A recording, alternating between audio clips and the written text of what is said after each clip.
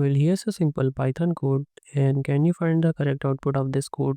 You can pause the video to think for a moment.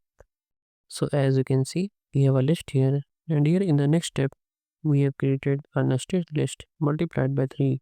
Then we are appending 100 in L.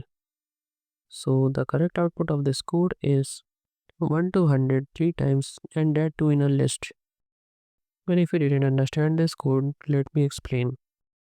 So this is the code, and these two are the list. So L is 1 comma 2 and M is list of L into 3. That means M will be 1 comma 2. This will be coming 3 times, so 1 comma 2 again, then again 1 comma 2. So currently this is M, and here we are doing L dot append 100. That means L will be 1 to 100. But when we printed M, we didn't get this output. Why that happened is because when you replicate it 3 times, it's not gonna create a separate list.